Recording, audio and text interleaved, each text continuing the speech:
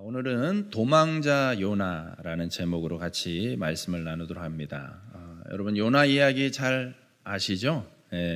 아마 주일학교를 다녔던 분들이라면 어려서 교회를 다녔던 분들이라면 아주 재밌는 이야기, 단골 성경 이야기로 기억을 하고 있을 것 같아요. 요나라는 선지자가 물고기 뱃속에 갇혔다가 다시 살아난 이야기, 그런 드라마틱한 스토리로 또 그 요나 선지자의 한마디에 많은 사람들이 회개하고 돌아왔다는 이 극적인 그런 사건들이 아마 신비하고 또 재미있는 이야기로 추억이 될 겁니다. 여러분, 물고기 뱃속에 갇혔다가 살아난 인물이 우리가 잘 아는 인물 가운데 또 있죠. 누가 있죠? 물고기 뱃속에 갇혔다가 살아난 인물, 피노키오가 있습니다. 제페토 할아버지와 피노키오가 물속에 갇혔다가 살아난 이야기. 그래서 제가 찾아보니까는 어떤 분이 인터넷에 그런 질문을 했더라고요. 요나 이야기도 있고 피노키오 이야기도 있는데 누가 서로 베낀 겁니까? 이렇게 이야기를 하더라고요. 여러분, 피노키오는 1880년대에 쓰였던 이탈리아 동화예요. 그러니까는 성경을 아마 모티브로 해서 이 이야기를 만든 것이 아닌가라고 생각이 되어집니다. 또 최근에는요, 마이클 패킷이라는 분이 계신데 누군지 아세요? 화면 한번 띄워줘 보시면 이 할아버지인데 이 아저씨인데 미국인인데 어부예요. 근데 저분이요, 바다에 빠졌다가 고래에 이렇게 삼켜졌다가 이렇게 살아난, 최근에 몇 년 안 된 사건이거든요. 저런 일도 있습니다. 자, 여러분, 그러니까 오늘 성경에서 나오는 이야기는 무슨 동화 같은 이야기, 허황된 이야기가 아니라는 거죠. 얼마든지 현실 속에서도 일어날 수 있는 사건이죠. 물론 일반적이진 않습니다. 너무 특별한 상황인 것이죠. 요나서는 실제 이렇게 극적인 반전의 내용들이 있어가지고 재미있게 읽을 수 있는 어떤 스토리로 여겨질 수 있습니다. 그런데 사실 이 요나서에는 재미있는 내용을 넘어서 특별한 하나님의 이 메시지가 담겨져 있어요. 특별히 이미 하나님을 믿는 사람들이 가질 수 있는 오해, 함정에 대한 그 착각에 대한 부분에 대해서 하나님이 전하는 분명한 메시지가 있습니다. 여러분, 요나서 안에 담긴 하나님의 말씀은 무엇인지 한번 좀 살펴봤으면 좋겠는데, 성경에서 요나라는 인물을 이렇게 소개를 합니다. 아미떼의 아들 요나라고 소개를 합니다. 성경에서 어떤 인물을 소개할 때 누구의 아들 이렇게 소개하는 거 굉장히 일반적인 표현입니다. 그런데 그렇게 할 때에 간혹 우리는 그 이름이 가지고 있는 의미도 좀 해석해 볼 수 있으면 좋을 것 같아요. 아미떼라는 이 사람의 그 이름의 뜻은 진리라는 뜻을 가지고 있습니다. 그리고 요나라는 이름에는 비둘기라는 뜻을 가지고 있습니다. 여러분, 우리가 역사를 통해서 알잖아요. 비둘기가 한때는 어떻게 쓰였습니까? 보통 이 당시만 해도 비둘기는 어떤 소식을 전하는 그런 전령사 역할을 했습니다. 그러니까 아미떼의 아들 요나라는 이 이름의 소개 안에 그 의미적으로 그것을 풀어낸다면 어떤 뜻이 되겠어요? 진리의 소식을 전하는 전령사, 이런 의미가 되는 것이죠. 실제 요나는 하나님의 말씀이라는 진리를 전하는 사람, 그렇죠? 그 선지자로서 등장을 하고 소개가 되어지고 있습니다. 이 요나서의 또 다른 기록을 보면은 열왕기 하에 요나 선지자가 활동했던 시대에 대해서 언급을 하는 부분이 있는데, 열왕기하 14장 25절입니다. 한번 같이 읽어볼까요? 시작. 이스라엘 하나님 여호와께서 그의 종 가레드의 아미의 아들 선지자 요나를 통하여 말씀하신 것 같이 여호와 왕이 이스라엘 영토를 회복하되 아마도에서부터 아라바까지 하였으니. 아멘. 뭔가 좀 이 시대적인 상황이 좀 익숙하지 않습니까? 좀 친숙하죠?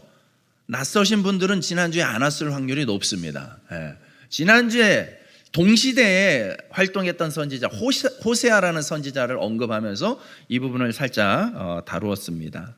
여러분, 요나도 북이스라엘 여로보암 2세 왕이 통치하던 그 시대에 활동했던 선지자입니다. 아마 호세아보다는 조금 더 몇 년 앞서서 활동했던 선지자로 여겨질 수 있습니다. 자, 여로보암 2세 통치 초기에 요나는 이스라엘의 영토가 회복될 것에 대해서 예언을 했습니다. 그리고 그대로 여로보암 2세 때에 이 북이스라엘의 영토가 아주 크게 확장되고 회복이 되어졌습니다. 하나님께서는요, 이스라엘의 고난이 심하고 그 이스라엘을 도울 자가 없음을 보시고 여로보암 2세라는 왕을 통하여서 이때에 이스라엘이 이만큼 회복될 것이다라는 아주 좋은 소식이죠. 그 좋은 소식을 이 요나라는 선지자를 통하여서 전하게 했고 그것이 실제 현실 속에서 이루어진 것입니다. 그런데 열왕기하 12장 24절은 여로보암 2세가 하나님 보시기에 악을 행했다라고 고발을 하고 있습니다. 이스라엘을 범죄하게 하였던 여로보암 1세, 여로보암 2세가 아니라 여로보암 1세의 그 모든 죄에서 떠나지 않았다라고 고발을 하고 있습니다. 이스라엘이 여전히 죄악 가운데, 범죄함 가운데, 타락한 가운데 있을 때에 하나님께서는 그들을 긍휼히 여겨 주셨고 또 구원과 복을 베풀어 주셨다는 사실이에요.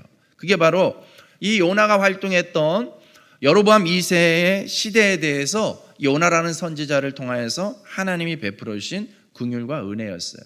여전히 이들은 하나님을 제대로 깨닫지 못하고 죄에서 돌이키지 아니했음에도 불구하고 하나님께서 그들에게 먼저 은혜를 베풀어 주셨어요.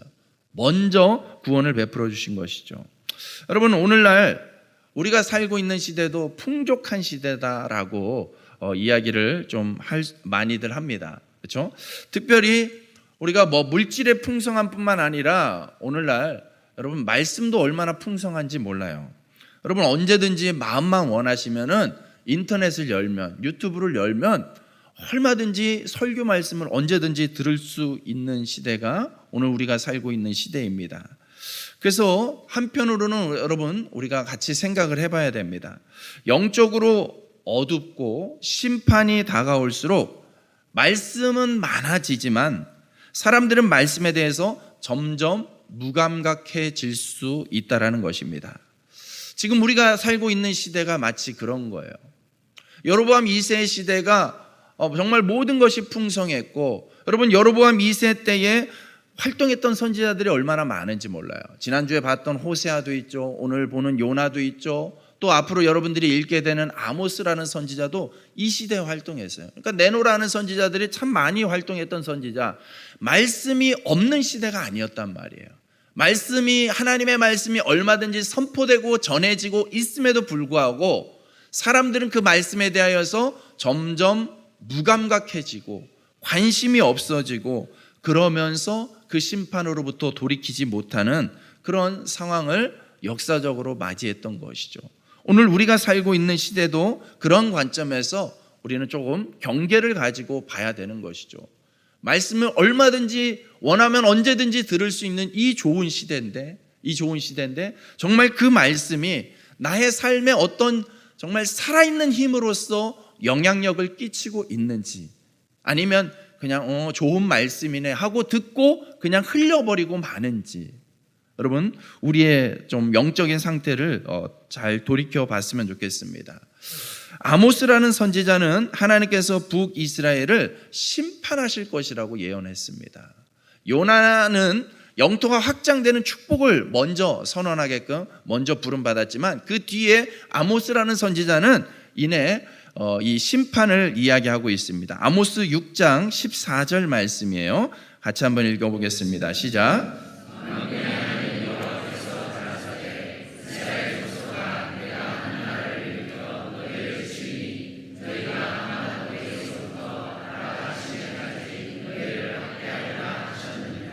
아멘. 네. 하나님은 이 북이스라엘의 전 영토 가운데 한 나라를 일으켜서 북이스라엘을 심판하신다라고 아모스라는 선지자를 통해서 말씀하고 있습니다. 요나 선지자는요, 이 당시 이스라엘 백성들을 대표하는 입장에 있습니다. 그들은 자신들의 죄악에도 불구하고 하나님께서 구원의 은혜를 베푸시는 것을 당연하게 여기는 상태였습니다. 여러분, 때로는 이 이스라엘 유대인들이 가지고 있는 한계, 오늘날까지도 가지고 있는 한계가 바로 이거예요. 하나님의 선민사상을 가지고 있습니다. 선민사상. 선민사상이라는 건 뭐냐면 하나님께서 이 백성들을 특별히 택하셨다, 선택하셨다, 선택받은 민족이다라는 생각이에요. 그러니까 굉장히 복된 거죠. 굉장히 특별한 의미를 가지고 있는데 그것이 자칫 잘못 적용되면 자기들의 상태와 상관없이 그냥 하나님이 주시는 이 복이, 하나님의 이 택함 받음이, 구원의 은혜가 감사함이 아니라 당연함으로 여겨지는 거예요. 당연함으로 여겨지면은 무감각해지게 되는 것입니다.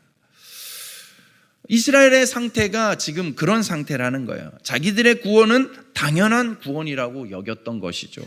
그러나 이 언약 밖에 있었던, 하나님의 언약 밖에 있었던 이방인들에 대하여서는, 이스라엘의 대적자들에 대해서는 하나님이 심판하는 것이 마땅하다라고 여기고 있는 생각들이 이 북이스라엘 사람들, 당시의 사람들 생각 속에 팽배했던 것이죠. 그들은 하나님의 말씀을 들을 자격도, 은혜를 받을 자격도 없다고 생각하고, 저 이방 민족은 오직 심판의 대상일 뿐이야 라고 여겼다는 거예요. 여러분, 그래서 요나서가 참 중요합니다. 이 시대성을 반영하고 있기 때문에 그래요. 이 요나서를 통해서 하나님께서 전하고자 하는 핵심 메시지가 바로 여기에 있습니다. 정작 하나님의 말씀을 전해야 되는 선지자 요나는 하나님의 말씀이 임했을 때 어떻게 반응합니까? 불순종합니다. 도망을 칩니다. 그런데 하나님을 전혀 알지 못하는 민족이라고 여겨지는 이방 민족, 저 아수르 니느웨 성의 사람들은요, 하나님의 말씀이 선포되었을 때 복잡하게 장황하게도 아니고요, 그냥 한마디예요.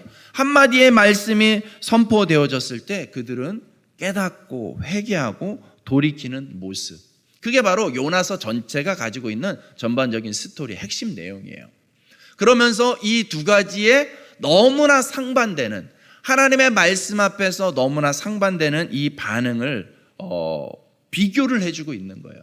그러면서 누가 정말 하나님의 말씀 앞에서 건강하게 바르게 반응하고 있는 사람들인가라는 것을 보라는 거예요.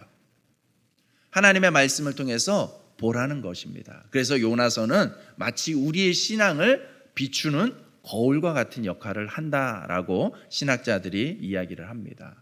이 요나서를 통해서 나는 정작 하나님의 말씀 앞에서 어떻게 반응하고 있는가 한번 보라는 것이죠. 살펴보라는 것이죠. 여러분, 아무리 악인이라 하더라도 회개하고 돌아오는 자를 하나님은 용서해 주시는 줄로 믿습니다. 그 말씀에 정말 동의가 되시나요? 네. 여러분, 저는 신앙생활 하면서 고민거리 가운데 하나가 이제 그런 부분이 있어요. 우리 저기 이북에 친하지는 않은 우리 동생이 있죠. 우리 정은이라는 동생이 있는데 이 친구 하는 짓을 보면은 참 정말 인간적으로도 개인적으로도 너무 이렇게 화가 나죠. 그런 사람에게도 하나님의 은혜가 필요할까? 하나님의 구원이 필요할까? 이건 정말 큰 고민이 아닐 수 없습니다.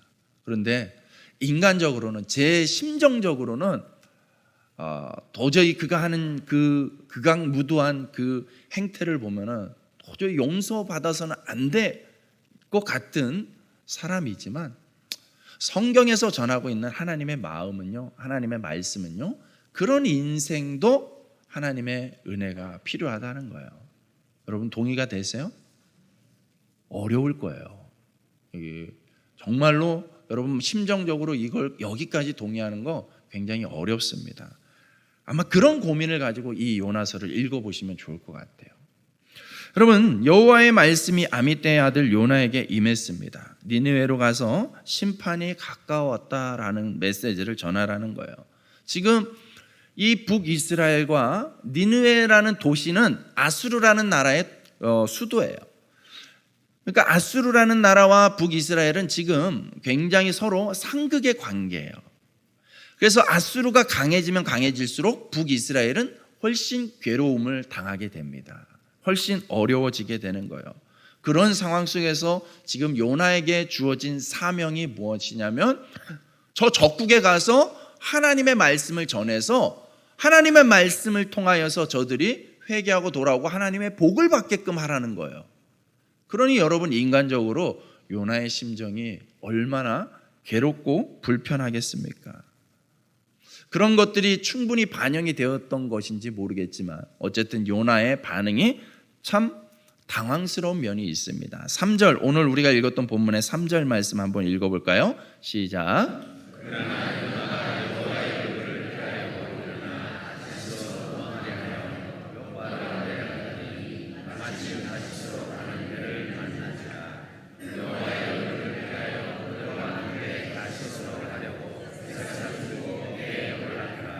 아멘. 네. 여러분, 하나님의 말씀이 임했거든요. 어떻게 하라고. 그런데 그 말씀을 듣고 깨달았단 말이에요. 자기가 무엇을 해야 되는지 깨달았어요. 그렇지만 순종하지 않았어요. 하나님의 말씀을 전하라는 사명을 받은 요나가 반대로 도망을 칩니다. 그러면서 이렇게 우리가 읽었던 이 본문 가운데 뭐라고 표현을 하냐면 그가 여호와의 얼굴을 피하려고 다시스로 내려갔더니 마침 다시스로 가는 배를 만난지라. 욥바로 내려갔더니 마침 다시스로 가는 배를 만났다라고 표현을 합니다. 그렇죠? 지금 요나가 뭐 하고 있어요? 하나님의 얼굴을 피하는 거예요. 외면한다라는 뜻이에요.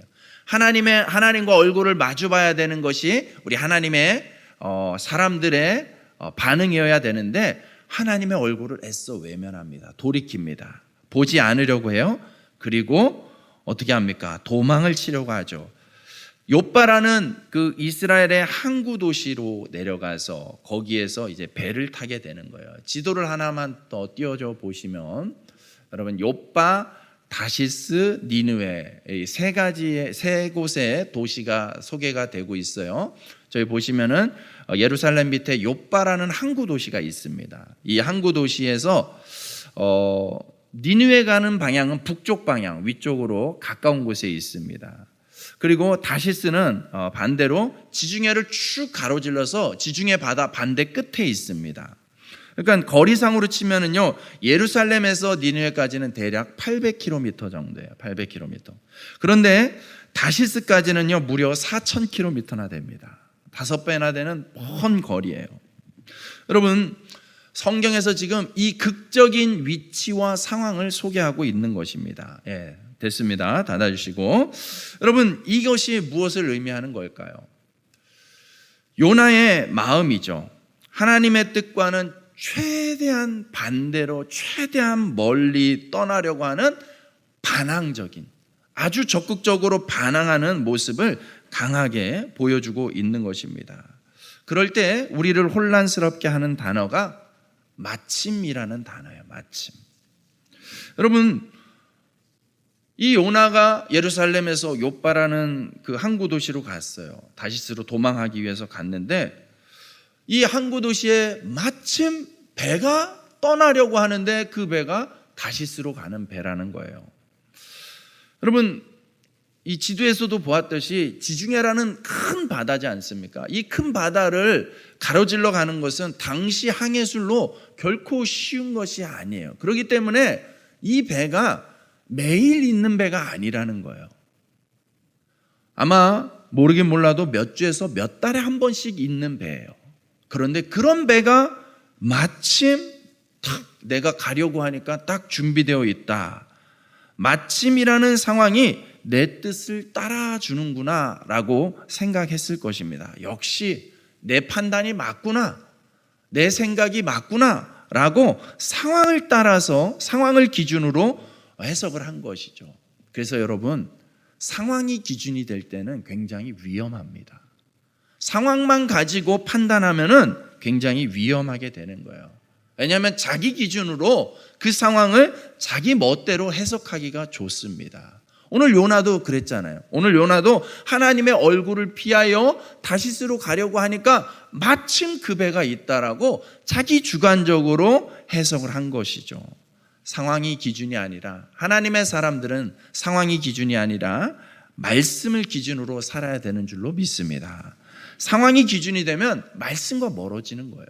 하나님의 말씀은 니느웨로 가라고 했는데 상황을 따르니까는 니느웨와 반대되는 저 멀리 다시스로 떠나게 되는 그런 어처구니 없는 결과가 되는 것이죠. 얼마 전에도 그런 상황들이 펼쳐졌습니다. 어떤 분들이 전도하려고 모였더니 마침 비가 억수같이 쏟아지더라는 것이죠. 이건 나가지 말라는 뜻인가? 네. 성경을 읽으려는데, 작정하고 성경을 읽으려는데 마침 정전이 되더라. 그죠? 교회에 오려고 하는데 마침 차가 고장 나더라. 그렇죠? 우리가 상황 속에서, 현실 속에서 쓰는 이 마침이라는 단어가 이토록 위험할 수 있는 거예요. 우리는 이럴 때 참 적절하게 상황에 핑계를 대면서 타협할 때가 많지 않습니까? 상황의 지배를 받고 있는 것입니다. 그런데 성경의 역사는 반대일 때가 많다라는 것을 또한 우리가 기억해야 됩니다. 여러분, 오순절 다락방에서 제자들에게 성령이 임했습니다. 성령이 충만하여서 그들이 복음을 전하려는데 마침 핍박이 거셉니다. 핍박이 거세니까 상황이 전혀 따라주지 않습니다. 여러분, 만일 그 시대에, 그 당시에 예수님의 제자들이 상황을 따라서 마침 핍박이 심하니까 좀 잠잠하자라고 했으면 복음이 확장되는 역사는 안 일어났을지도 모릅니다. 그런데 어떻습니까? 제자들은 상황을 기준으로 삼지 않았습니다. 상황이 이렇게 핍박이 심해지니까 그럼에도 불구하고 복음을 전할 수 있는 곳을 찾아갔다는 것이죠. 상황은 이러하지만, 상황은 어떠하지만, 마침 그러하지만, 그럼에도 불구하고 말씀이 있으니까, 말씀은 우리에게 이렇게 말씀해 주고 있으니까 그 말씀을 기준으로 삼는 것이죠. 그래서 하나님의 역사는 그럼에도 불구하고 말씀을 기준 삼는 사람들을 통해서 그 역사가 나타나는 줄로 믿습니다. 여러분, 1장에서 요나의 영적인 상태를 나타내는 표현으로 두 가지를 표현하고 있습니다. 첫 번째는 좀 전에 살펴봤던 하나님의 얼굴을 피하려고 한다는 것이죠. 애써 하나님을 외면하려는 것입니다. 반항하고자 하는 마음이시죠. 하나님을 거부하는 사람들은 애써 거부합니다. 아무리 정말 설득적인 말을 하고 논리적인 말을 하고 합당한 말을 하더라도요, 한번 그렇게 작정한 사람들은 웬만하면 그 고집을 꺾지 않는 것 같아요. 제가 얼마 전에도 좀 관심이 있어서 영상을 하나 좀 찾아봤는데, 창조론을 믿는 입장에 있는 사람들과 진화론을 믿는 입장에 있는 사람들, 과학자들이 함께 대화를 하는 영상이 있습니다. 거기서 보는데 진화론을 주장하는 어떤 학자가 이런 이야기들을 하더라고요. 지금 우주의 끝을 알 수 없다는 거예요. 우주를 측량한다는 것은 의미가 없다는 거예요. 불가능하다는 거예요. 지금도 팽창하기 때문에 우리가 가진 지식이나 기술로 끝을 규정할 수 없다는 겁니다. 그러니까는 창조론 입장에 있는 분이 이런저런 이야기를 하다가 이렇게 물어봐요. 그런데 어떻게 우주의 탄생을 진화의 관점으로 해석해 볼 수 있냐고 물었더니 그 진화론 입장에 있는 과학자가 그렇게 분명하게 대답을 하더라고요. 그냥 저는 그렇게 믿고 싶습니다. 과학적으로 뭐가 정확하게 밝혀져서가 아니라 의지적으로 초월적인 존재를 인정하고 싶지 않은 겁니다. 라고 이야기를 하더라고요. 굉장히 솔직한 대답이라고 생각을 했습니다. 그런 거예요. 정말 과학이라는 이름을 포장하고 있지만은 과학계 입장에서도요, 밝히지 못하는 훨씬 많은 것들이 있지 않습니까?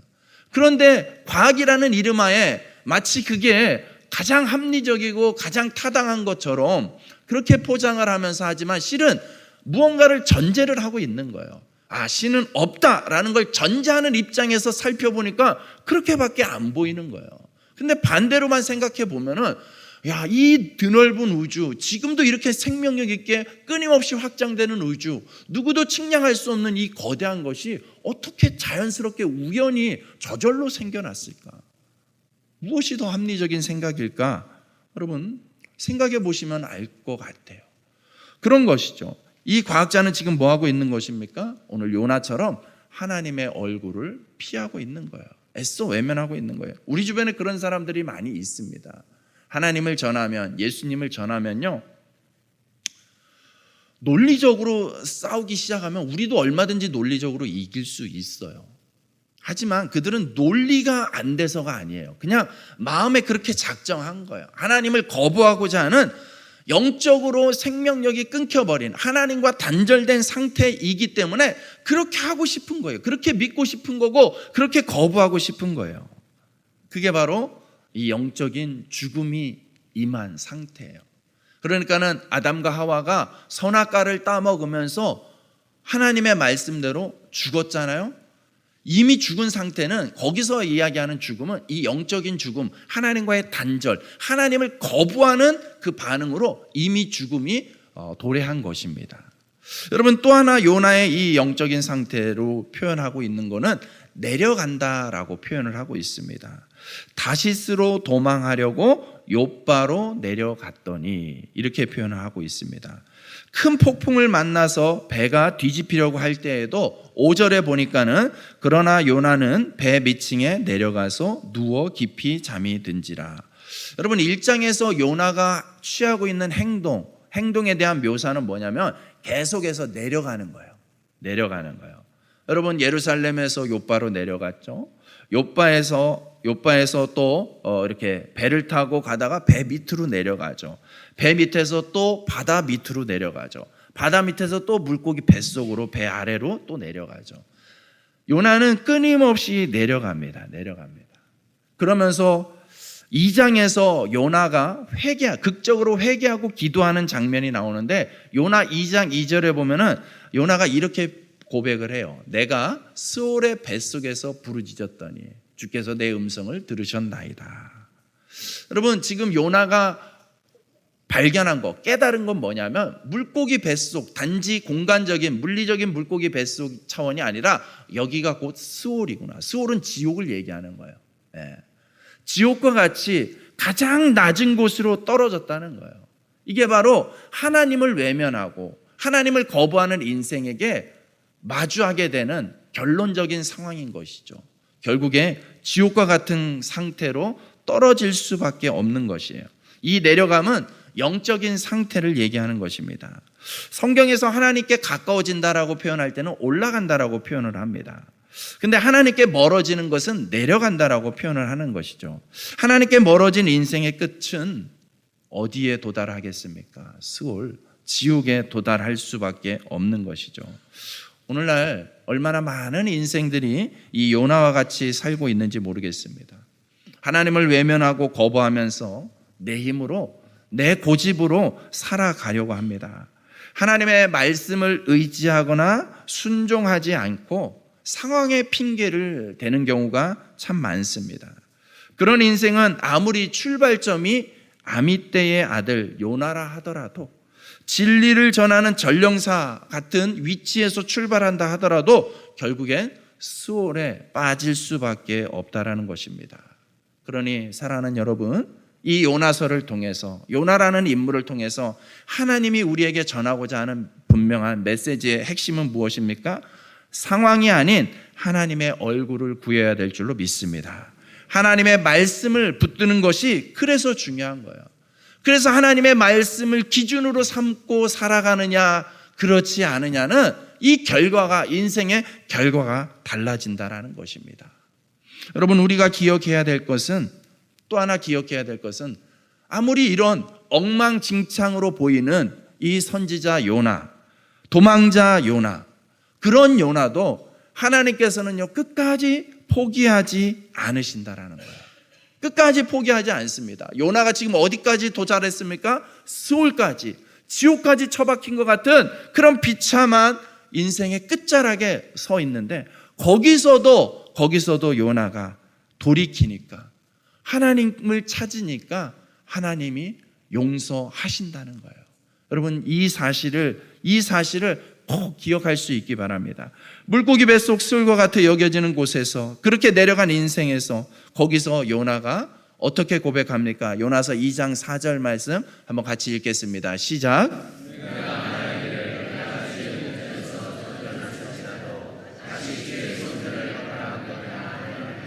아멘.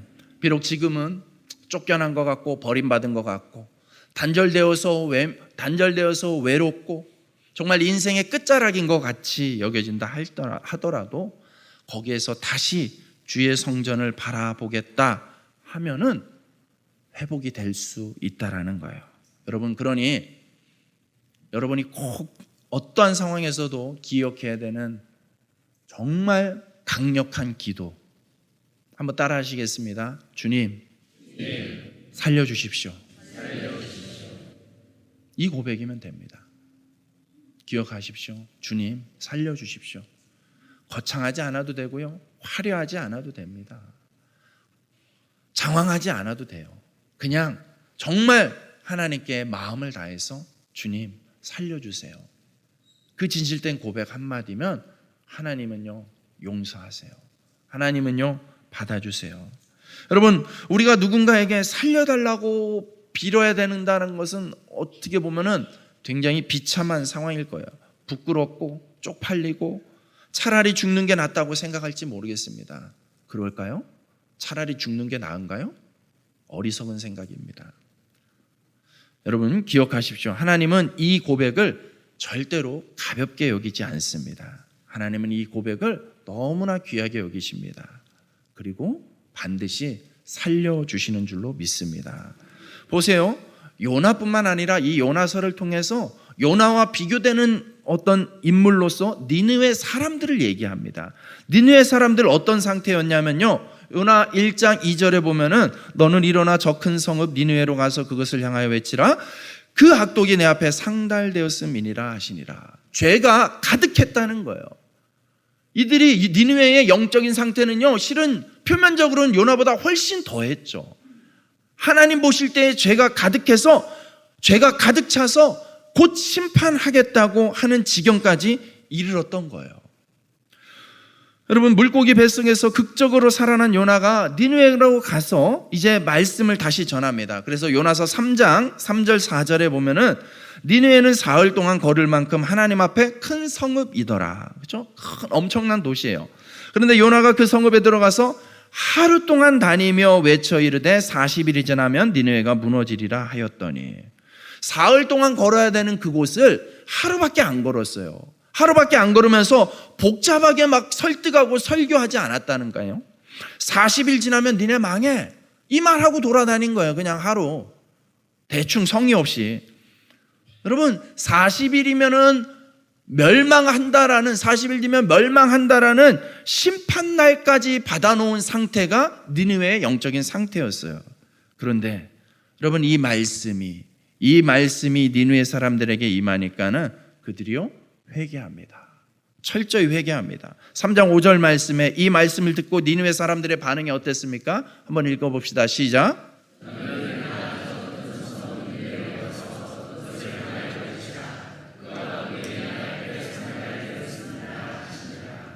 3장 5절인가요? 네, 5절을 보면은 5절 제가 읽어드리겠습니다. 니느웨 사람들이 하나님을 믿고 금식을 선포하고 높고 낮은 자를 막론하고 굵은 배의 옷을 입은지라. 니느웨 사람들이요 이 말씀을 듣고 금식을 선포하는 거예요. 그리고요 철저하게 회개를 하는 거예요. 그러자 하나님께서 이 니느웨를 향한 심판을 거두어 주십니다. 그게 3장 10절 말씀이에요. 10절 한번 읽어봅시다. 시작.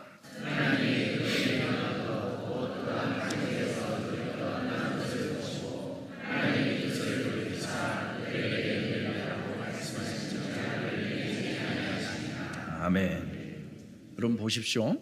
하나님의 분명한 반응을 보십시오.